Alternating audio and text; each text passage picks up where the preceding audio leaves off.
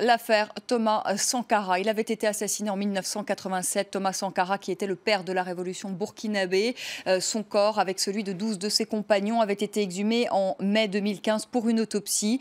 Et on apprend ce soir que 8 à 9 personnes, dont plusieurs soldats de l'ex-régiment de sécurité présidentielle, auteurs du coup d'État manqué de septembre dernier, ont été inculpés pour leur implication présumée dans l'assassinat en 1987 du président du Burkina Faso, Thomas Sankara. On en parle avec vous, Saïdi Kaba. Bonsoir. Vous êtes spécialiste de l'Afrique, rédacteur en chef à Monde Afrique. Pourquoi ces arrestations aujourd'hui? Non, c'est un progrès significatif dans l'enquête sur l'assassinat de Thomas Sankara en 1987. Vous savez que depuis que la transition s'est installée, les autorités avaient pris l'engagement de faire toute la lumière sur cette affaire.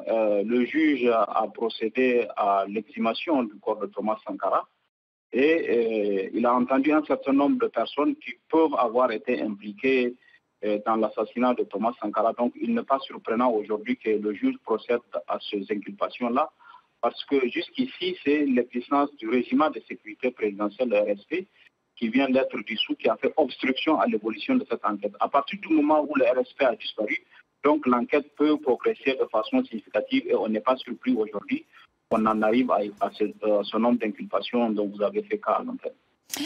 Pourquoi le RSP serait derrière cet assassinat? On a parlé aussi à un moment donné de proches de Blaise Compaoré, voire de Blaise Compaoré qui pourrait être impliqué dans cet assassinat.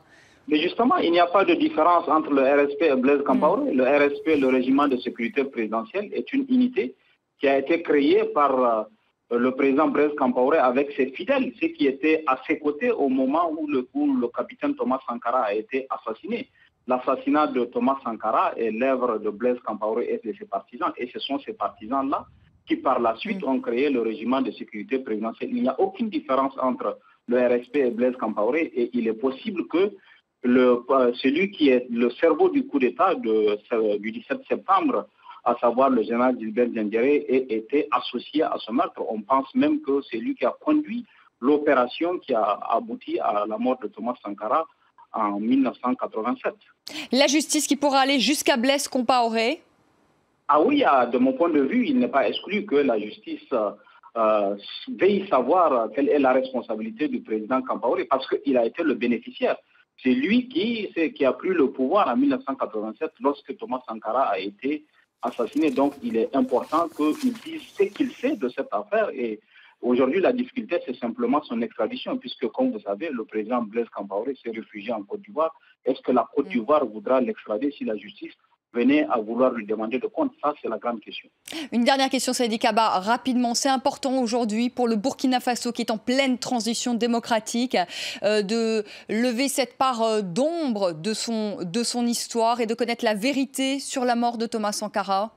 C'est important pour le Burkina et pour l'Afrique parce que Thomas Sankara est un emblème. Thomas Sankara est un héros pour l'ensemble de la jeunesse africaine. Donc c'est important que toute la lumière soit faite sur les conditions de son assassinat, et l'identification des commanditaires de cet assassinat est une étape importante de la vie sociopolitique au Burkina Faso et pour le reste du continent aussi.